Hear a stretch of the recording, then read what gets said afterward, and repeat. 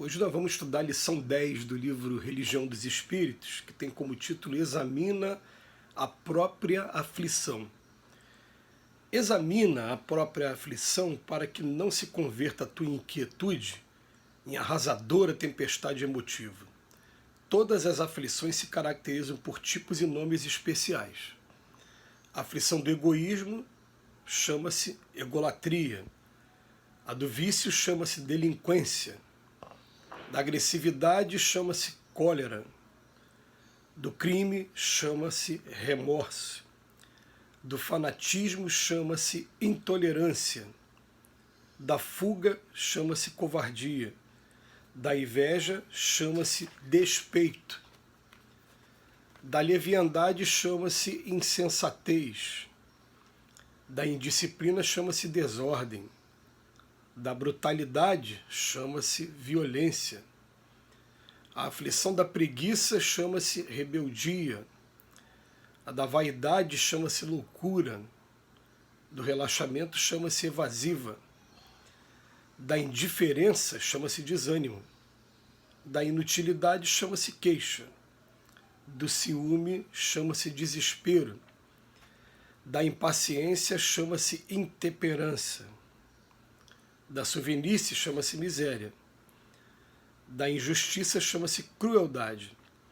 Cada criatura tem a aflição que lhe é própria, a aflição do reino doméstico e da esfera profissional, do raciocínio e do sentimento. Os corações unidos ao sumo bem, contudo, sabem que suportar as aflições menores da estrada é evitar as aflições maiores da vida e, por isso, apenas eles, anônimos e heróis da luta cotidiana, conseguem receber e acumular em si mesmos os talentos de amor e paz reservados por Jesus aos sofredores da terra, quando pronunciou no monte a divina promessa: bem-aventurados os aflitos.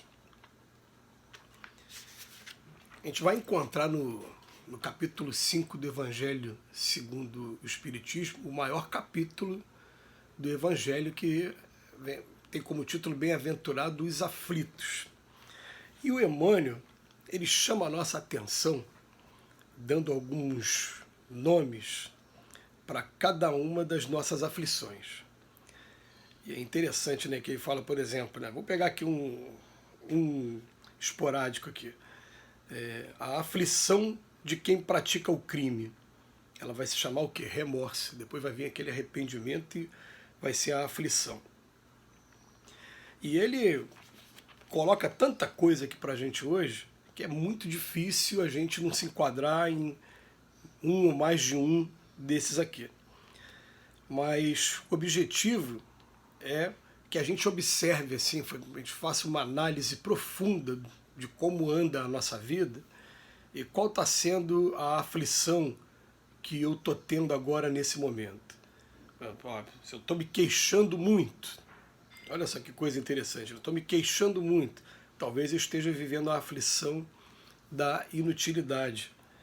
E eles vêm chamando a atenção, os espíritos, o tempo todo chamando a atenção para a gente, de que todos os que estamos aqui na Terra vivemos a aflição. Mas quando Jesus fala que bem-aventurados os aflitos, ele não está falando que é bem-aventurado todos os que vivem aqui na Terra, que seria até um contrassenso.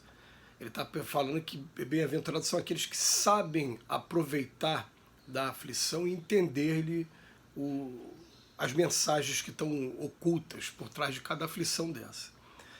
Os espíritos costumam trabalhar muito com a gente a ideia de que o complexo de culpa ele tem uma utilidade, a de mostrar que a gente estava no caminho equivocado e a gente tomar a iniciativa de buscar o caminho certo.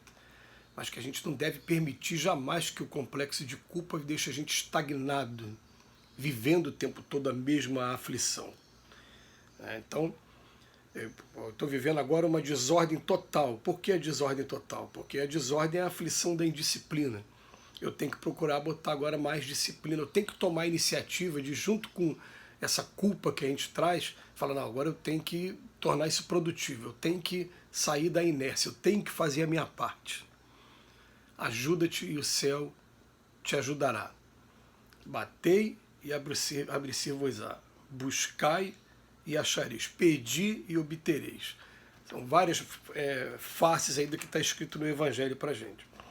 Agora, quando você simplesmente está vivendo aquela aflição e você está deixando com que ela aconteça e não está reagindo, ela vai fazendo o seu estrago, que vai sendo cada vez maior. Começa no campo mental, daqui a pouco do campo mental passa para o corpo físico, daqui a pouco compromete o corpo físico de uma maneira que pode até tirar a sua oportunidade aqui da reencarnação da vida, ou então comprometer até o final dessa existência aqui o seu corpo físico e deixar o espírito preso aqui num corpo bem débil, bem ainda frágil. Quer dizer, pode trazer algumas complicações muito graves e que cabe a cada um de nós, a gente, como ele fala logo no início, examina a própria aflição para que a nossa inquietude não se converta em arrasadora tempestade emotiva, porque essa tempestade emotiva, graças a Deus, a gente está vivendo uma fase hoje que está sendo muito estudado, a nossa medicina, não só na área da psicologia. Hoje todas as áreas, parece que os médicos eles estão procurando entender que precisa ser um pouco psicólogos também para entender a origem de determinada doença. Eu terminei de passar por um atendimento médico agora que foi muito... parecia que eu estava numa sessão de psicologia, porque ela me fez tanta pergunta, até depois de entrar na área dela mesmo, que depois me explicou por que fez as perguntas. Está querendo entender como anda o lado emocional, porque hoje a gente já sabe que o emocional influi muito no corpo físico. Mas a gente tem hoje aqui um bom repertório, um cardápio cheio aqui, né, de aflições, e mostrando para a gente o Emmanuel de maneira bem sutil. Olha, a origem está sendo essa. Por exemplo, ele bota aqui para a gente, né? Intemperança. O que é intemperança? Está sendo a aflição da impaciência. Se eu não estou tendo paciência, a gente vai chamar até de ansiedade hoje, nos dias de hoje, né? Eu não estou tendo a paciência, estou sendo ansioso demais, e aí o que acontece? Essa ansiedade faz esses transtornos todos que a gente está vendo aqui, compensam em outros campos. Às vezes a pessoa compensa a ansiedade na gula, compensa a ansiedade de maneira agressiva, enfim, arruma válvulas de escape. Ele até coloca para a gente no final, cada criatura tem a aflição que lhe é própria, pelo gênero de prova que está vivendo, pela expiação que está vivendo, ou até mesmo por sua natureza ainda emocional, psicológica. Mas ele coloca para a gente no final que os corações unidos ao sumo bem, contudo, sabem que suportar as aflições menores da estrada é evitar aflições maiores. Então vamos colocar uma coisa na cabeça, né? Todos nós aqui, que a gente está aqui como candidato a estudante do Evangelho. Ninguém passa por esse mundo sem ter algumas aflições. Ou vocês acreditam que o Cristo não passou por aflições? Enquanto ele estava sendo testado, enquanto ele via o sofrimento de todo mundo, sabia que tinha tanta coisa para fazer, a missão dele, a aflição maior que ele passou na hora do martírio. Mas ele não deixou com que essas aflições menores se tornassem em aflições maiores. E tem um exemplo que é muito lindo e muito emblemático, simbólico para a gente, né? Quando ele vira para o pai e fala assim: pai, tem como afastar de mim esse cálice? Após o pai mostrar na sua mente o que ia acontecer durante todo o martírio. Mas logo em seguida aquela aflição menor se transforma em fé. Não, me perdoa. Se está sendo o que eu tenho que cumprir, é isso que eu vou fazer.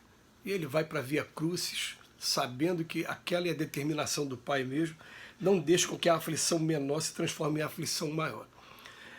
Esse é um grande problema nosso aqui na Terra. A gente começa a ver as coisas não sendo exatamente do jeito que eu esperava que fosse, ou que eu queria que fosse, e a gente começa a entrar em aflições sem antes começar a analisar por que está sendo da maneira que está sendo, o que tem para ensinar para a gente, o que está por trás desse ensinamento. O que eu preferiria? Preferiria ficar ainda na minha zona de conforto, ou preferiria entender esses sinais da vida e buscar mais maturidade, buscar mais crescimento? O problema todo é que, querendo ou não querendo, existe a lei de progresso que nos impulsiona o tempo todo. A gente não vai conseguir ficar estagnado por muito tempo. Então, Por isso que Jesus falou para a gente, bem-aventurados os aflitos, aqueles que sabem entender a aflição e modificar o cenário. Que Jesus nos abençoe hoje e sempre.